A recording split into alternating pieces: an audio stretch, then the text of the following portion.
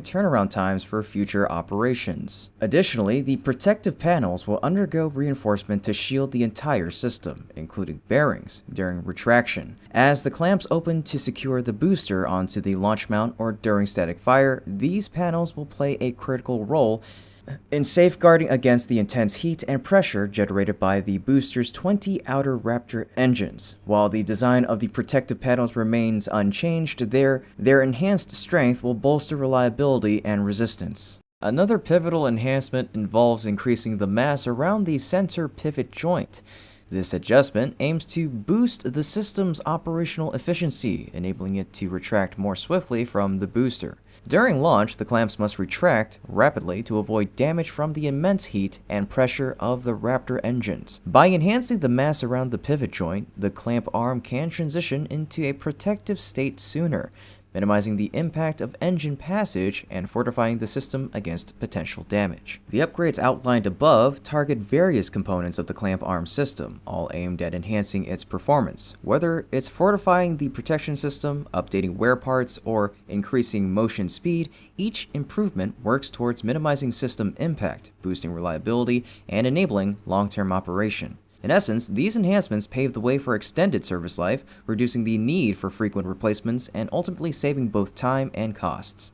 These upgrades mark a significant breakthrough for the clamp arm system, which has been integral since its inception alongside the OLM system. Many years ago, the Super Heavy B4 stood as the first prototype to be cradled by the system on the OLM. The genesis of the clamp system likely stems from the removal of the Starship landing leg system. Without it, maintaining the booster's balance, particularly given its towering height of 70 meters, would pose a considerable challenge, especially during static fire tests. In addition to contending with intense heat and pressure, these tests subject the booster to extreme vibrations, further increasing the risk of instability. It's the clamp arm's crucial role to securely anchor the booster in place throughout these rigorous procedures. With anticipation mounting, we eagerly await further upgrades to this system, possibly as soon as the upcoming wet dress rehearsal test. The recent sighting of B-11's hot staging ring suggests that this test is imminent. As SpaceX continues to push the boundaries of innovation,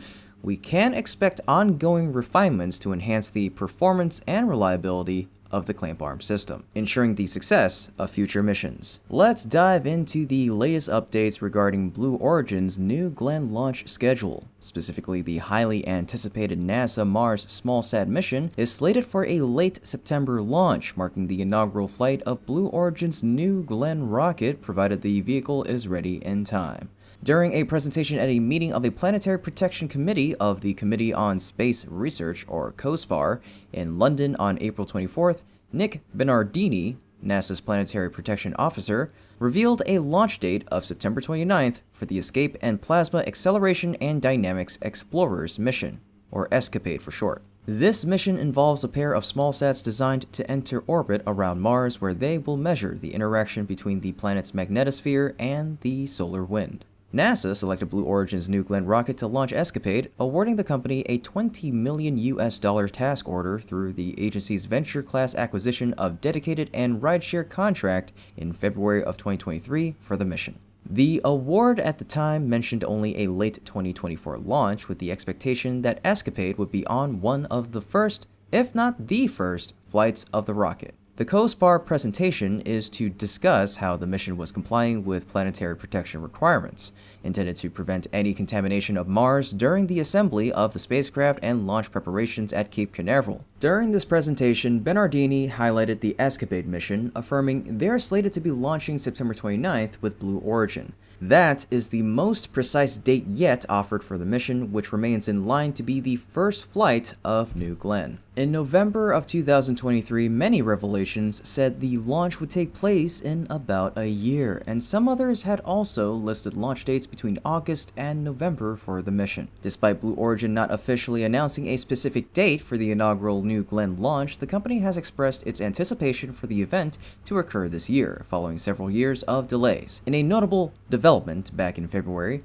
Blue Origin unveiled a Pathfinder model of the rocket at Cape Canaveral's Launch Complex 36. This vehicle served as a testing platform for the pad infrastructure, including propellant loading procedures.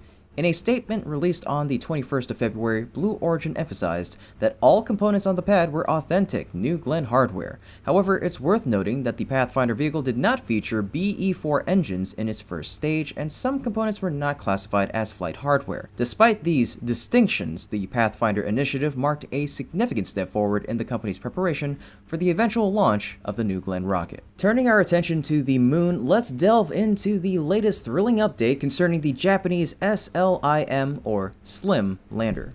Remarkably, the smart lander for investigating Moon has successfully endured its third consecutive week-long night on the lunar surface. This achievement is particularly notable considering that the Japanese lunar lander was not originally designed to withstand even a single night on the Moon, where temperatures plummet to a bone-chilling minus 274 degrees Fahrenheit or negative 170 degrees Celsius. The Japan Aerospace Exploration Agency, or JAXA, recently disclosed that SLIM had withstood its third lunar night as of Wednesday, April 23rd, substantiated by an image captured by the lander showcasing the moon's surface. On its official X page, JAXA recently shared an image captured by SLIM